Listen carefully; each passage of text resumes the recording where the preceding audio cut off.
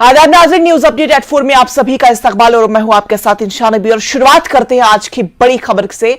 BJP leader Altaf Thakur ने कहा कि हुकूमत व्हाइट कॉलर दहशतगर्दों, हाइब्रिड दहशतगर्दों और OGWs पर दरकार सख्ती कर रही है। उन्होंने कहा कि ऐसे गद्दारों के खिलाफ बीजेपी जीरो टॉलरेंस पॉलिसी रखती है। ठाकुर कहते हैं कि महबूबा मुफ्ती को अक्सर ऐसे गद्दारों के दिफा में सामने आते देखा गया। सरकारी मुलाजमीन की बरतरफी पर PDP सदर महबूबा मुफ्ती की तरफ से ट्वीट किए जाने पर ठाकुर ने अपना रद्द-ए-अमल जाहिर किया। उन्होंने कहा कि महबूबा मुफ्ती ने ऐसे बयान दे देकर गिलानी की जगह ले ली है और ऐसा लगता है कि महबूबा मुफ्ती पाकिस्तान की तर्जुमान बन चुकी है। पहले ये इस चीज को क्लियर करना पड़ेगा, सिलेक्टिव कौन है?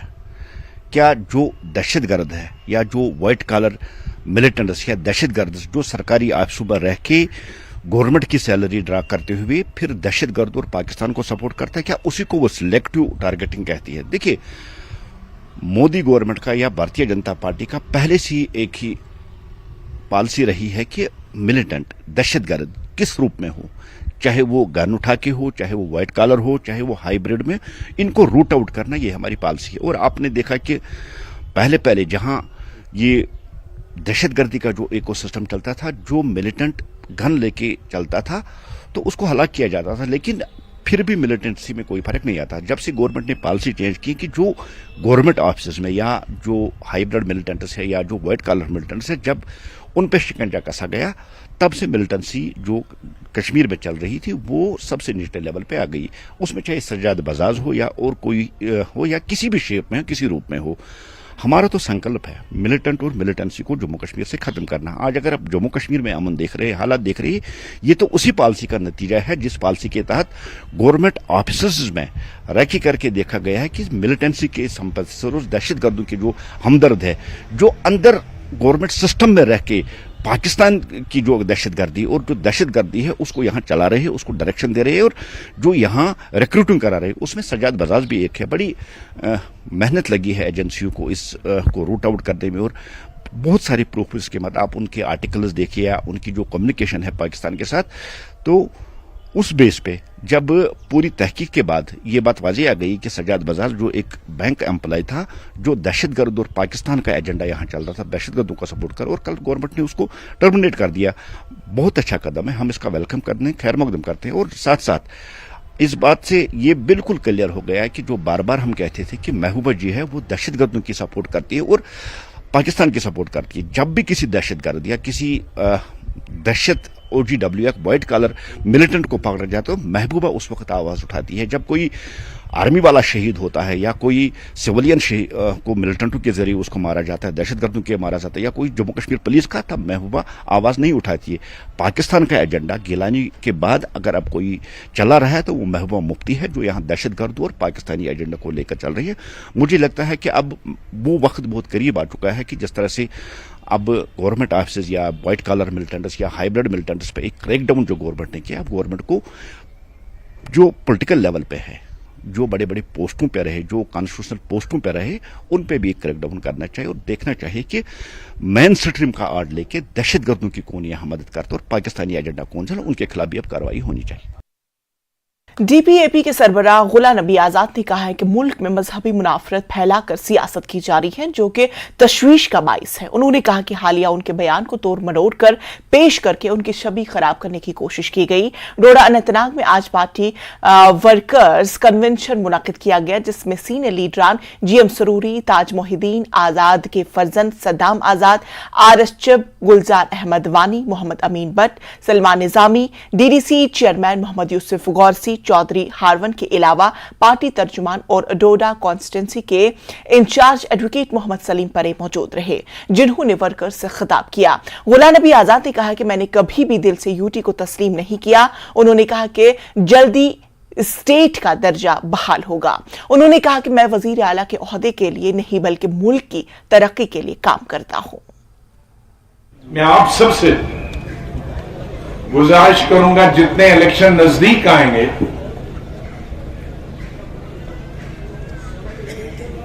तो उतने लोगों को गुमराह करने की कोशिश की जाए। इससे पहले कि वो शेर में जो बोलने वाला था, लेकिन मैं जो इस वक्त बोल गया कि जितने उससे जुड़ा हुआ दूसरा शेर है कि जितना नजदीक इलेक्शन आएगा उतना आवाम को गुमराह करने के लिए इस तरह के हजारों वीडियो आ जाए। उसकी वजह है चंद लोग दिलों में आग रखते हैं, लबों पे गुलाब रखते हैं। चंद लोग दिलों में आग रखते हैं लेकिन लब जब बोलते हैं उस पे गुलाब रखते हैं, मीठा बोलते हैं। यहां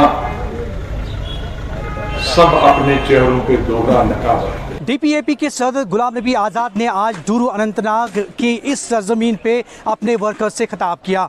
ताहम अपनी तकरीर में काफ़ी वो मोहतात रहे और उन्होंने हालिया दिनों हिंदू मुस्लिम इशू को लेकर जो हालिया बयान दिया गया था उस पे भी अपना मोहतात रद्द अमल जाहिर किया और कहा कि उनकी बातों को तोड़ मरोड़ कर पेश किया गया। हालांकि उन्होंने मुनाफरत की सियासत को जो है करारा जवाब देने की कोशिश की और अपनी तकरीर में कहा कि आजकल की सियासत जो है वो मज़हब पर जो है वो मबनी है और मजहबी इश्यूज़ को इस्तेमाल करके सियासत की जा रही है। हालांकि उन्होंने जो मीडिया है, मीडिया से बात करने से इनकार किया। उन्होंने साथ में ये भी कहा कि आइंदा जो भी इंतखाबात होने वाले हैं उनमें आवाम को गुमराह करने की भी कोशिश की जाएगी। ज़हूर रिजवी, न्यूज़ 18 नेटवर्क, डूरू शाहबाद, अनंतनाग। जम्मू कश्मीर कांग्रेस के साबिक सदर गुलाम अहमद मीर ने एलजी इंतजामिया पर तनकीद की है। उन्होंने मीरवाइस मौलवी उमर फारूक के घर में नजरबंदी के बारे में मुबैना तौर पर सफेद झूठ बोलने पर मनोज सिन्हा को निशाना बनाया। जीए मीर आज अनजहानी राजीव गांधी की यौम पैदाइश के मौके पर मीडिया से बातचीत कर रहे थे। इस दौरान उन्होंने कहा कि लद्दाख में चीन की दरअंदाजी के हवाले से राहुल गांधी का मौक़िफ़ बिल्कुल दुरुस्त है। मजहब के बारे में गुलाम नबी आजाद के हालिया बयान पर भी उन्होंने तनकीद की। जब पार्लियामेंट में बोलते थे, कांग्रेस जब बोलती थी, सवाल खड़ा करती थी, तो आपके पास तो रिकॉर्ड है। देश का प्राइम मिनिस्टर पार्लियामेंट में कहता है 1 इंच भी हमारी सरजमीन पर चाइना नहीं आया और ये राहुल गांधी जी ने पहले भी विद प्रूफ वहां पेश किया था और आज वो बजाज खुद वहां पर है। आज पूरे लद्दाख के लोग उनसे मिल रहे हैं और मुझे जहां तक भरोसा है वो उनको वो जोग्राफिया भी दिखा देंगे, वो एरिया भी दिखा देंगे कि पहले हमारी सरजमीन, हमारे चरागाह कहां तक होते थे, हमारा देश का कब्जा कहां तक था और उसमें से कितने 100 किलोमीटर चाइना अंदर आ चुका है जहां लद्दाख के लोगों को जाने में ममानियत है। तो इसलिए वो वहां हफ्ते पर हैं ताकि देश देखे, मीडिया देखे और उनके वो सारे साथी देखें कि प्रधानमंत्री कह क्या रहा है और ग्राउंड पर हो क्या रहा है। तो इसलिए उन्होंने वहां पर ये विजिट रखा। नेशनल कॉन्फ्रेंस की शेड्यूल कास्ट विंग के ज़ेर एहतमाम जम्मू शहर के शेर कश्मीर भवन में एक रोजा कन्वेंशन मुनाकिद हुआ। जम्मू के मुख्तलिफ हिस्सों से आए पार्टी की एससी शाख के कारकुनान ने इस इजलास में शिरकत की। इस मौके पर एनसी के सूबाई सदर रतन लाल गुप्ता ने न्यूज़ 18 से बातचीत की। उन्होंने कहा कि आने वाले बल्दियाती और पंचायती इंतखाबात के लिए पार्टी के एससी कारकुनान में हुसूलों को बुलंद करने के मकसद से यह कन्वेंशन रखा गया। उन्होंने मजीद कहा कि एनसी के दौरे हुक्मरानी में तरक्याती काम उरूज पर थे। रतन लाल गुप्ता कहते हैं कि हम जम्मू कश्मीर की खुशहाली और तरक्की का मकसद मद्देनजर रखते हुए एनसी को मुंतखब करने के लिए दोबारा लोगों के सामने जाएंगे। Provincial president Ratanlal Gupta national conference हमारे साथ हैं, इनसे बात करेंगे आज के दिन के कन्वेंशन के बारे में। गुप्ता साहब आपसे जानना चाहेंगे ये जो आज का कन्वेंशन है, क्या ज़रूरत पड़ी आज के कन्वेंशन की?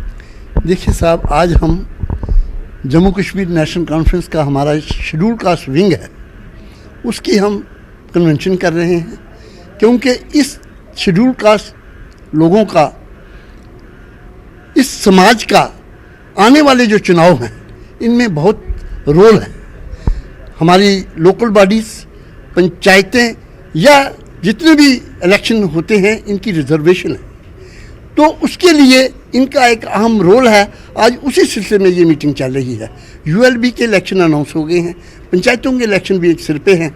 तो आज हमारी बहनें भी आई हैं, शेड्यूल कास्ट बहनें जो हैं, हमारे भाई भी हैं, ये थ्रैश आउट कर रहे हैं कि हमें किस ढंग से जो इम्पॉर्टेंट रोल हमारा है हमें देना है इस इलेक्शन में, और हमें ये साबित करना है कि हमारी जो कम्युनिटी है, जो हमारी सोसाइटी है, ये नेशनल कॉन्फ्रेंस के साथ है। और बाकी चुनाव जो आप लड़ रहे हैं, क्या उम्मीद है वापस है? देखिए, हमें पूरी उम्मीद है। नेशनल कॉन्फ्रेंस ने जो हम पहले हुकूमत में, जब हमारी हुकूमत थी, जो डेवलपमेंट्स के काम किए थे, जो लोगों की भलाई के काम किए थे, उसी को लेके हम लोगों में जाएंगे। नेशनल कॉन्फ्रेंस ने ये काम किए हुए हैं, उसी बेस पे आज लोग चाहते हैं कि जिस दलदल में इस वक्त जम्मू कश्मीर फंसा हुआ है, लोगों में जो तकलीफें और परेशानियां हैं, इससे बाहर निकाल कौन सकता है? सिर्फ एक ही पार्टी है, वो नेशनल कॉन्फ्रेंस, और इसकी लीडरशिप जनाब डॉक्टर फारूक अब्दुल्ला और जनाब उमर अब्दुल्ला। ये थे हमारे साथ Ratanlal Gupta, provincial president national conference, जो बात कर रहे थे आज के एक दिवसीय कन्वेंशन के बारे में। कैमरामैन चांडोगरा के साथ में राजेंद्र तिकू, न्यूज़ 18 जम्मू। तो नाज़रीन, न्यूज अपडेट एट 4 में फिलहाल वक्त हुआ एक छोटे से वक्फे का।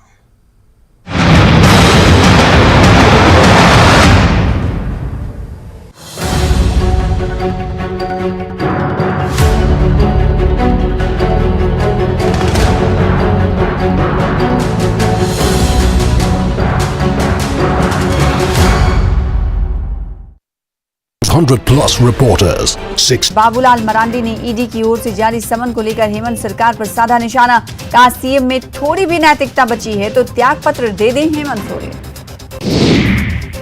कांग्रेस कार्यकर्ताओं में असंतोष की खबरों को झारखंड मुक्ति मोर्चा ने बताया अंदरूनी मामला। पार्टी के केंद्रीय प्रवक्ता मनोज पांडे ने कहा, जेएमएम और कांग्रेस में तालमेल की कोई कमी नहीं। दिल्ली दरबार में कांग्रेस नेताओं की किरकिरी पर बीजेपी विधायक सीपी सिंह ने ली चुटकी। कहा, सत्ता में रहने के बावजूद कांग्रेसी कार्यकर्ता और विधायक दोनों निराश। उत्तर प्रदेश कांग्रेस के नए अध्यक्ष अजय राय का बड़ा दावा। कहा, राहुल गांधी अमेठी सीट से लड़ेंगे चुनाव। प्रियंका गांधी जहां से चुनाव लड़ना चाहेंगी, कार्यकर्ता अपनी पूरी जान लगा देंगे। चाचा और भतीजे में बढ़ चुकी एनसीपी पर अब कब्जे की असली लड़ाई हो रही है शुरू। एनसीपी का नाम और चुनाव चिन्ह किसका होगा, इसे लेकर अजीत पवार और शरद गुट ले रहा है कानूनी सलाह। जयपुर में राजस्थान कांग्रेस प्रदेश चुनाव समिति की अहम बैठक। सीएम गहलोत, सचिन पायलट समेत सभी 29 सदस्यों का टिकट बंटवारे पर मंथन। राजस्थान बीजेपी में हर सीट का तैयार होगा रिपोर्ट कार्ड। 5 राज्यों के 200 विधायक राजस्थान में डालेंगे डेरा। 7 दिन तक विधानसभा क्षेत्रों में कैंप। चूर्ण, पेट सफा तो हर रोग दफा।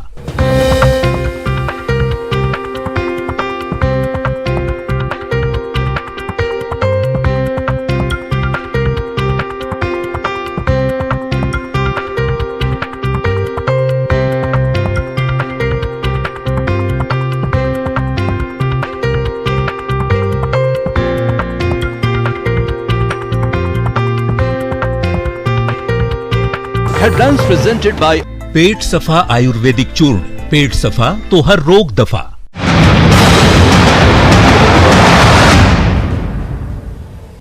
ब्रेक के बाद फिर से आप सभी का इस्तकबाल। रामबन में जिला तरक्कियाती काउंसिल में शामिल 14 में से 6 डीडीसी काउंसलर्स ने अपनी चेयरपर्सन और नेशनल कॉन्फ्रेंस लीडर डॉक्टर शमशादा शान के खिलाफ अदम एतमाद की तहरीक पेश की।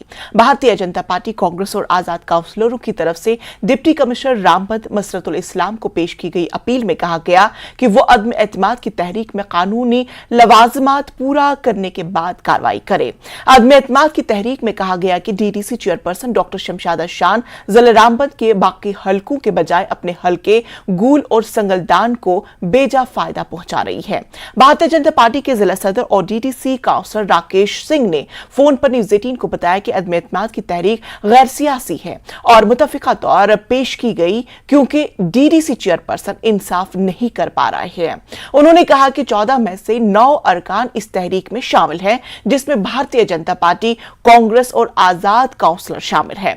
उन्होंने यकीन जाहिर किया कि फ्लोर टेस्ट होने पर उनकी तहरीक कामयाब होगी।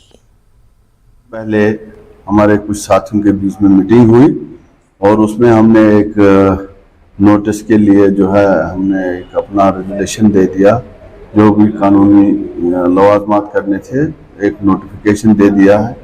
वो डीसी साहब की नोटिस में लाया है, एडीडीसी साहब की नोटिस में भी लाया है।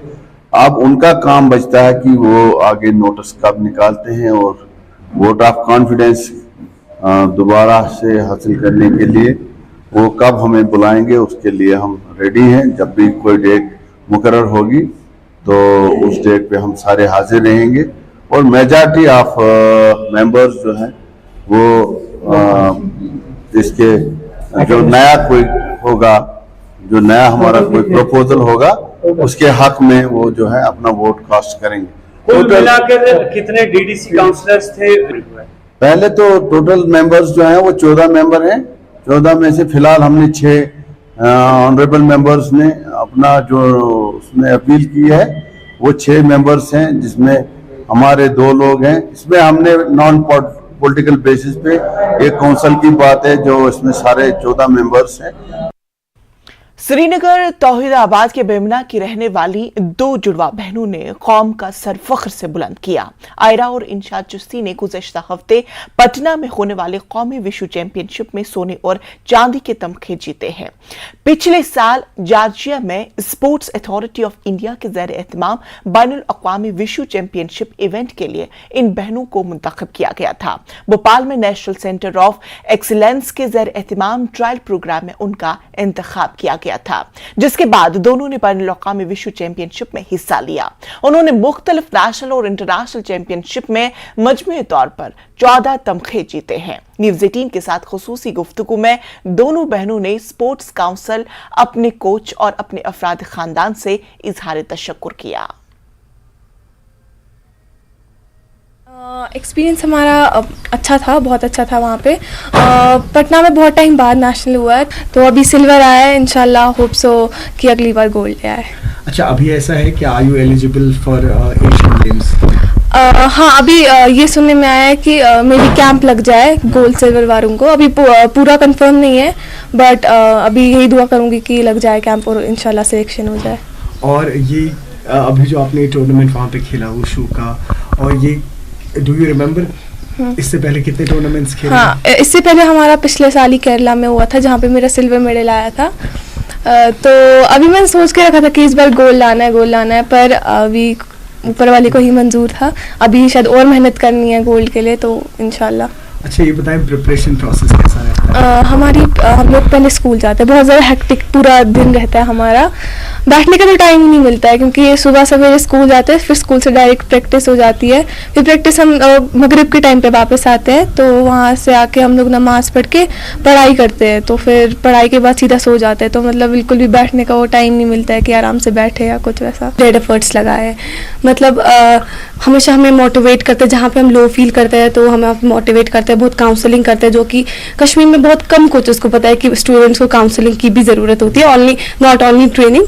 तो हमें काउंसलिंग भी करते हैं, और जब नेशनल करीब होता है तो हमारा सुबह शाम कैंप लगता है। संडे हम आउटडोर ट्रेनिंग के लिए जाते हैं, रनिंग के लिए जाते हैं, तो बहुत अच्छी ट्रेनिंग कराते हैं और बहुत अच्छे से हमें मोटिवेट करते हैं। मैनेज कैसे कर पाते हैं ये सारा? मैनेज करना तो बहुत मुश्किल है, लेकिन हम लोग कर लेते हैं, क्योंकि हमारा सब्जेक्ट भी मेडिकल है, तो काफ़ी हेक्टिक रहता है। मतलब स्कूल, फिर प्रैक्टिस, फिर घर, फिर थोड़ा पढ़ना। तो कभी कभी ये सच है कि हम लोग पढ़ाई छोड़ देते हैं 1-2 दिन, लेकिन प्रैक्टिस नहीं छोड़ते हैं। तो बहुत हेक्टिक रहता है, लेकिन मैनेज करना पड़ता है। Parents how are they supporting? उनके सपोर्ट की वजह से ही यहाँ तक पहुँचे, क्योंकि कश्मीर में काफ़ी पेरेंट्स ऐसे जो ये सोचते हैं कि मतलब इंसान स्पोर्ट्स में करियर नहीं बना सकता है, लेकिन ऐसा नहीं है। हम विराट कोहली को देखा, अगर वो डॉक्टर होता तो उसको कौन नहीं जानता। वो क्रिकेटर है इसीलिए सब जानते हैं, क्योंकि स्पोर्ट्स में भी इंसान बहुत अच्छा करियर बना सकता है। और मेरे पेरेंट्स का तो बहुत ज़्यादा सपोर्ट रहा है, क्योंकि हर वक्त हमें बताना कि जाओ प्रैक्टिस जाओ, क्योंकि यहाँ के पेरेंट्स कश्मीर की बात देखा जाए तो यहाँ पे ऐसे बोलते हैं कि क्या है प्रैक्टिस, ऐसे सबको लगता है कि खेल रहे नाटक है और कुछ नहीं है। लेकिन हमारे पेरेंट्स ऐसे है कि नहीं, प्रैक्टिस जाओ तो ही कुछ कर पाओगे, मेहनत करो तो कुछ बन पाओगे। एलजी की आवाम की आवाज में गांगू पुलवामा की आसिया जान की हौसला अफजाई करने पर मकामी लोगों ने एलजी का शुक्रिया अदा किया। आसिया जान गुज़श्ता कई बरसों से एनआरएलएम के साथ जुटकर शहद की मक्खियों को पालने का काम कर रही है। आसिया ने अपने साथ मिलकर इलाके की दूसरी खवातीन को भी जोड़ा है और एपीकल्चर को वुसअत दी है, जिसका एलजी ने आवाम की आवाज में जिक्र किया। मकामी लोगों ने एलजी का शुक्रिया अदा करते हुए कहा कि इससे इन लड़कियों की हौसला अफजाई होगी और दीगर लड़कियां भी इस जानिब रागिब होगी। आवाज़ गवर्नर साहब ने इस बच्ची का नाम लिया है। इस सनत के बारे में, ये शहद के बारे में, ये तो बहुत अच्छी सी तजुर्बाकार है, इस सनत से वाबस्ता है। एनआरएलएम प्रोग्राम के ज़रिए से ये जो सेल्फ हेल्प ग्रुप्स बनाए हैं एनआरएलएम ने, इसमें बहुत मेहनत, इसमें बहुत सारे बच्चियां काम करते हैं, खुद अपने टांगों पर खड़े हैं, अपना रोज़गार कमाते हैं, बहुत सारे सनतों से काम करते हैं। मगर ज़्यादा ये जो हमारी ये बच्ची यहाँ की, इस इलाके की बच्ची है, ये आसिया, ये तो अच्छी तरीके से अपना रोज़गार, अपने घर को, अपनी फैमिली को, तकरीबन इसकी फैमिली 6 सोल्स पर मुश्तमिल है। ये तो खुद कफील है, हो गए हैं इस रोज़गार से, अच्छी तरीके से ये अच्छा अपना रोज़गार कमाते हैं। देही नौजवानों में फ़िरक़ावाराना हम आहंगी को मज़ीद फ़रोग़ देने के लिए यूथ एक्शन कमेटी की जानिब से 2 रोज़ा दंगल यानी कुश्ती के मुकाबले का सिलसिला भदरवाह में जारी है, जिसमें मुल्क और पड़ोसी मुल्क नेपाल के मशहूर पहलवान हिस्सा ले रहे हैं।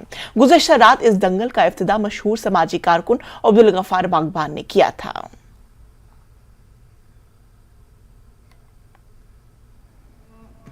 इसका एक ही मैसेज है, एक तो यहाँ पे भाईचारे का मैसेज इसमें जाता है, दूसरा इसमें एक यूथ को जो है एक ऐसा स्पिरिट उनके अंदर जागता है कि वो जब देखते हैं कि एक नौजवान इस अखाड़े में लड़ता है, अपनी बॉडी का, वो अपनी जोर का करतब दिखाता है इस सरजमीन भदरवाह पे, तो उनमें भी जोश पैदा हो जाता है और ये ख्यालात आते हैं उनके अंदर कि गलत रास्ता इख्तियार ना करते हुए वो एक अच्छा रास्ता चुने।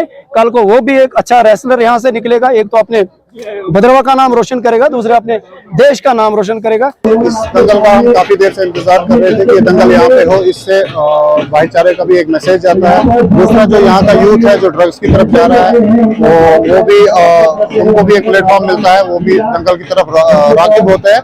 तो ये बहुत फायदेमंद चीज है और ये हर साल जिस तरीके से होती आ रही थी उस तरीके से होनी चाहिए। और अभी देख सकते हो आप कितने इंटरेस्टेड लोग हैं। एलजी आज 10वीं और 12वीं के तलबा व तलबात की इज्जत अफजाई के प्रोग्राम में शरीक थे। नुमाया मुजाहरा करने वाले और गैर मामूली खुनहार तलबा को मनोज सिन्हा ने मुबारकबाद दी और उन्हें अवार्ड से भी नवाजा। इस दौरान एलजी ने न्यू एजुकेशन पॉलिसी पर भी जोर दिया और कहा कि हमें पीएम मोदी के विजन पर 2047 पर तवज्जो मरकूज करनी है, क्योंकि जब हमारा मुल्क आज़ादी के 100 साल पूरे करेगा तो ये बच्चे उस वक्त आला ओहदे पर फाइज होंगे। उन्होंने यहाँ शरीक बच्चों से कहा कि किसी भी शोबे में जाए तो इस दुनिया को रहने के लिए एक बेहतर जगह बनाने पर तवज्जो दे। Divisional commissioner Vijay Kumar Bhadauri, DC Ejaz Asad, Srinagar के मेयर जुनैद मुत्तू, वक्फ बोर्ड की चेयरपर्सन दरख्शां अंद्राबी और दीगर इस मौके पर मौजूद थे।